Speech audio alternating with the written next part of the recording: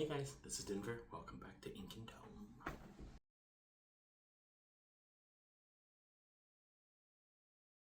So, the end of January has arrived, and I thought it would be the best time to jump on the monthly checkup, check-in, monthly wrap-up, whatever you like to call it, for my reading in the month of January.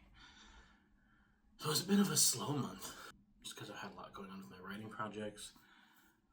I've just finished my final draft day before yesterday, so Tuesday the 27th. But that aside, I did read some great books and started some great books. So in January, first thing that I read, I started Amulet, the graphic novel series. I got the whole set for Christmas as a gift, and I've been getting more into graphic novels and comics and things. I always read manga, but I never was really into comics and graphic novels, and so I'm trying to get more into that this year. And so I thought, let's start with Amulet, because it's a nice, easy read. At least I assumed. And it looked fun. And so it was good. I gave that, if I remember correctly, 4 stars?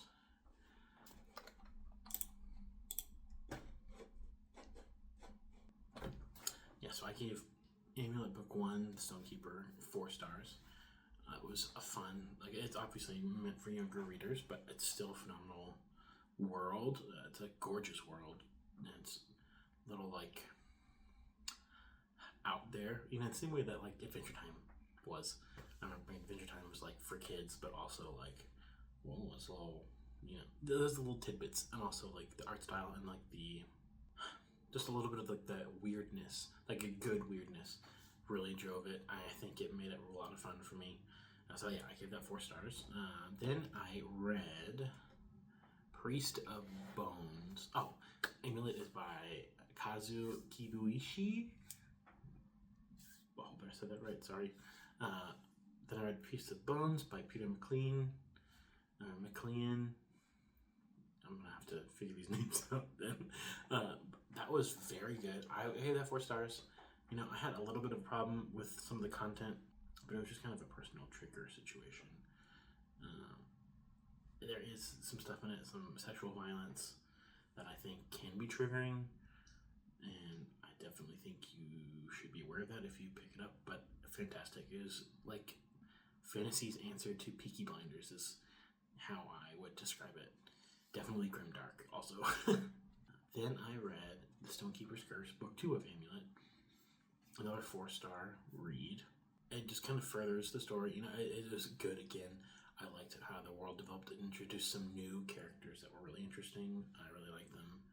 Nothing crazy, but I do like the villains that are introduced, and I'm enjoying the magic of the world and just its uniqueness as a whole.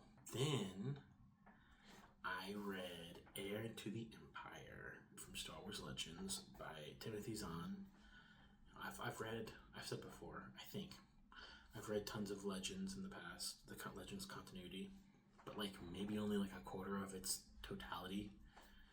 And I decided after seeing another YouTuber's video he posted recently, basically he read the entirety of Star Wars Legends, and it made me want to go back and read the entirety of Star Wars Legends. And for whatever reason, somehow, I never picked up the Thrawn trilogy. I never read it. And so I decided, what better way to start this challenge to read the entirety of Star Wars Legends than with Heir to the Empire, I've always heard it described as the unofficial episodes 7, 8, and 9, prior to, of course, Disney acquiring Lucasfilm.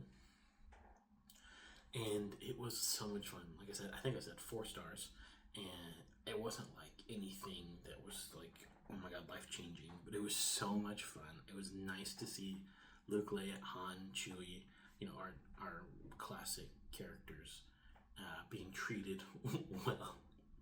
Say what you want about the new trilogy. I didn't hate it like a lot of people did, but I do think they really threw our legacy characters under the bus, aside from Leia. I do think that maybe they elevated her a little too much in compensation, but it's a whole different conversation. My point is, it was nice seeing them the way I remember them from like the legend stuff that I had read previously, and I just really enjoyed Enter the Empire. Thrawn is menacing in a very cerebral and like calculated way. Just great book. Then yesterday I finished The Mark of Shadows, book 1 of Aether Guardian by Joshua Bush. It's an indie read, and I did give that 4 stars.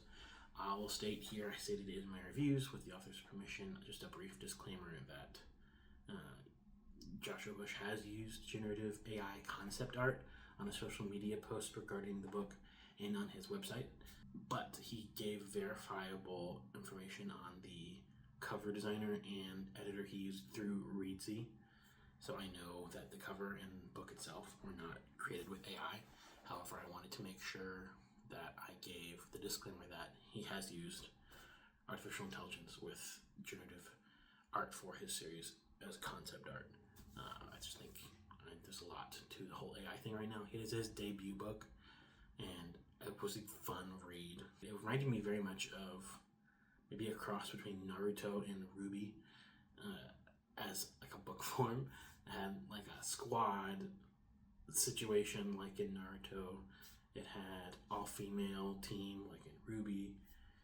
The situation as a whole, which is very shonen, but in a really positive way. You know, shonen has its strengths for a reason. People love shonen for a reason, and this leans into that style of storytelling. The action was cinematic and punchy. The magic system was simple, but like very, you know, formulaic in a way that allowed it to grow and shift with the characters. And again, in that shonen way of like, I'm beginning, now I'm a, you know, kind of lets the characters evolve in power as it goes in a way that makes sense. Finally, I get into the books I've started and not yet finished. I have started reading The Strength of the Few by James Islington. I loved the first book. I've heard mixed bag reviews related to the sequel. However, in the 18 pages I've read of it, I've not seen anything I didn't like yet. Then I have started Catabasis by R.F. Kuang. It is dark academia, fantasy, you know, that's all the things you've heard about it, I'm sure, if you are in the genre. If not, 2 postgraduate students go to hell to save their professor who died. And that's all I'm going to say. I don't want to spoil anything from now. I'll probably do a deep dive video on that one. I think I just have a lot to say about it. There are parts of it that I'm really enjoying, and then there are parts of it that are just, I don't want to say hate, but I do not like at all. The strengths are really strong, and the weaknesses are rough. That said, like I mentioned, I'm going to do a deep dive video on that one. I just think there's so much interesting to talk about it. And yeah, I'm about halfway through. I'm on page 267, literally the start of chapter 18. So that is where I am with that. Did I start anything else? I did start something else. I started the Scion Conspiracy by Mike Cahun. We're friends on social, so I'm sorry if I mispronounced that. It is so far, I'm 5% in, so I'm further in than I am with The Strength of the Few. So far it's really interesting. The good opening sequence of events. I like the character, the POV that I'm following right now. I'm feeling positive about it so far. I'm not far enough in to really say much more than that. And then finally, the other book I started and have not finished yet, I am reading The Furies of Calderon by Jim Butcher. I started Dresden Files recently. Was it December I read the first 2 books? Yeah. And those were great. And I've always heard interesting things about this series specifically. You know, I've heard comps to Pokemon. I'm a bit of a Pokemon nerd. I have an unfinished Pokemon tattoo. I'm liking it so far. It's like a 3.5 right now. I'm 25% through. I something about it that's just not really clicking for me just yet. I don't know that it's gonna hit 4 stars. We'll see. I think it just needs a little bit more of an oomph. I'm not feeling it yet, but it could get there. There's a lot of book left. So that's my reading wrap for January. I have read some books. I've started some other books. I'm looking forward to getting that full deep dive video out to you on Calabasas when I finish. It's just too interesting not to talk about, because it's really rare that I read something where it's like, oh, I really like this, and oh, this is bad. What am I saying? I think that it will be interesting. Because I'll include my writing stuff in here.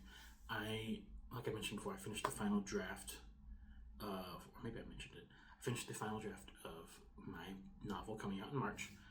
I've started the formatting process. I'm going to be getting ARC readers, their e-ARCs, within the next few days. I'm thinking over the weekend it'll be done. And then Monday or Tuesday, I'll be sending that out. I'm really excited to see what people think of that. A lot of work, a lot of editing on that one. It feels different because the books I have out already are novellas, and this is my first full-length novel. I've got it just under 110,000 words, so we will see where it goes in terms of reception. Finally, I will let you know that myself and Alistair from Alistair Be Reading will be launching a podcast. We're supposed to be recording that on Saturday, the 31st. So I'm not sure when we'll get that to you. It's going to be obviously an editing process, and we're doing it from different countries. I am in Texas and the United States, and he is in the UK. So we'll see how that goes. But we'll be getting that to you in some format. I don't know if we're going to be starting a separate channel for that podcast, or if we are going to just post it on both of our channels. But we're going to be bringing that to you. It's going to be really fun. We disagree about a lot of stuff. Our Discord that we're in together, that is the reason we decided to do this, because we've had entertaining conversations according to the people who see them happening. So we'll see how that goes. It could be absolutely horrible, I'm not sure about the Alistair guy, but we'll see. Anyways, I know I'm going to get digs for that one. Love you, man. Yeah, thanks for tuning in. That was my January wrap up, and I will talk to you next time.